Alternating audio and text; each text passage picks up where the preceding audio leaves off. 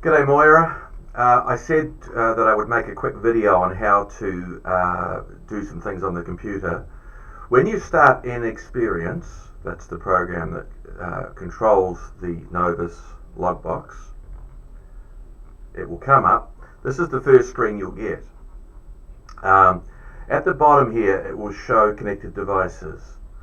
So what one should do is push that refresh button, and you should see one of the options being a COM port.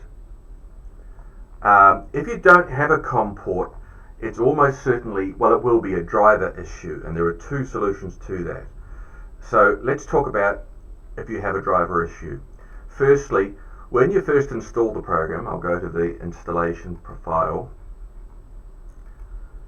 It comes up and you go through the settings, and one of the first things one does is selects what driver you want to install. So in this case we're doing a Logbox BLE, Logbox USB. You probably need to put that in as well. What I tend to do is just select them all, and that way any product. But if you want to limit that, you could just go Logbox BLE, Logbox USB, Logbox 3G, Logbox Wi-Fi. Then you've got all the logboxes covered, and then you continue with the install. I won't do that because I've already got it installed. But so let's go back into the program.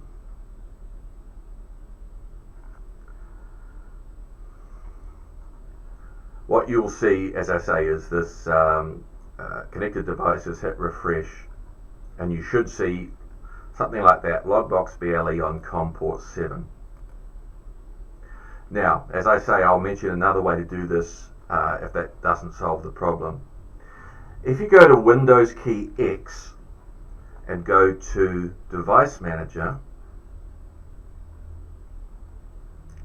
give it a moment, you'll see all the things that are connected to your computer. If you go to COM ports, you should see things like the Logbox BLE. If it mentions nothing, or you have something with a triangle beside it and an exclamation point in yellow, it means that it doesn't have the driver installed. And we'll come back to the couple of ways to do that. On Windows, there is a strict driver policy, and especially in the corporate world, it's very, very common to have the strict driver policy set so that drivers aren't installed unless they know who the driver is from. And basically it's a matter of doing a restart, power, and you do a restart while holding down the shift key, and it will come up and give you an option of restarting in a different mode. I'll do that as a separate video because obviously I can't record it at the same time. But okay, let's talk about downloading the data. We can see we're connected to it. We go to download, and we can go download logs. Now, I'll do all the logs. I've got it logging every second. I've just had it plugged in for a little while. So I've got 1600 logs. If I go OK,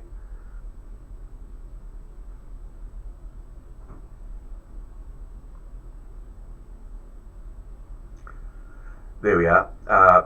Here, for example, is where I dipped into my cup of tea. So we got to about 80 degrees C, and then I've got it sitting on the desk beside me. There's the details there. We've downloaded that already. So we can do a number of things. We can save it, we can produce a report, which is probably what the most likely thing is you'll do. So let's produce a report.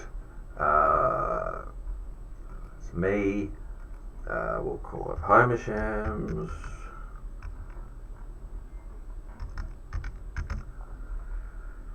And logger on Greg's desk. And if I go create report, we get a very nice report from Inexperience telling us when it started, when it stopped, channel information, a graph, etc. So that probably is what you need. There'll be another option to export, of course, and we'll talk about that separately. And cross out of that again, and yes. Now in a similar way, I'll get to close out of that. One should be able to reset the log data from here as well. So let's have a look at that as well. I haven't tried this yet. So if we go configure, well, we can either just go configure and it will look for it, or I can hit the refresh button and find the connected device. I'll just go configure, and I'll read the device, and there it is there, Logbox BLE on COM7. Okay.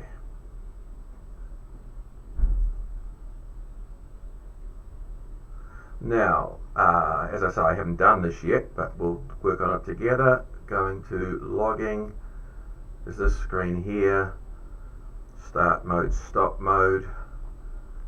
Let's see if I can go memory mode only by keyboard by software.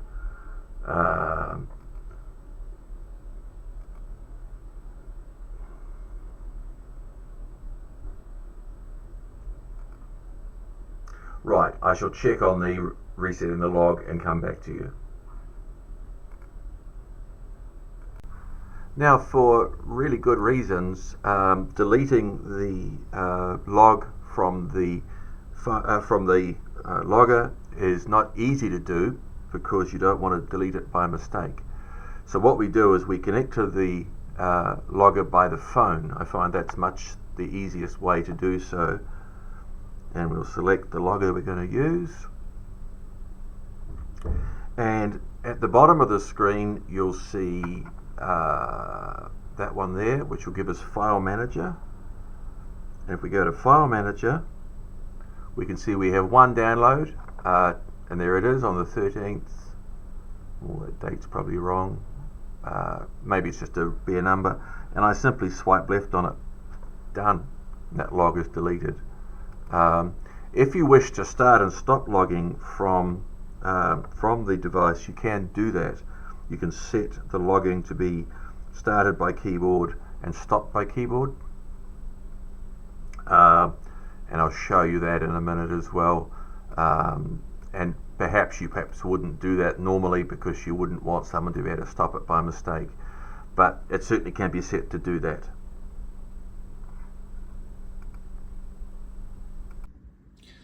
Okay, now let's say you want to start your computer with the Windows strict driver protection turned off.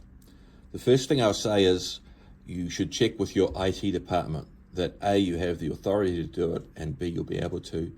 But basically what we're going to do is click the start button. We're going to hold down the shift button while clicking restart. And when my computer boots again, if I've done this right, touch wood, it should boot into a special mode, which will allow you to turn off Windows device, at least, yes, device strict protection mode. Just give it a moment or three. It's not the world's fastest computer, but it's pretty good. Come on now. It's starting up over here. One moment, it's starting on my laptop.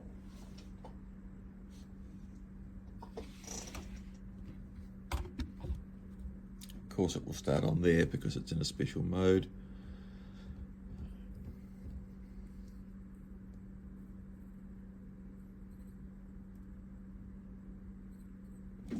Right, you'll see the blue screen, which is not a blue screen of death. And what we're going to do is, you've got some choices there: user device, troubleshoot, or advanced. So we click Startup Settings, and this is going to restart you in a special mode where we disable driver signature enforcement, which is what we want in this case. I won't do it because I've already disabled it, so I would click Restart, and the computer will reboot and will turn off that strict driver management, and should allow you to install the driver.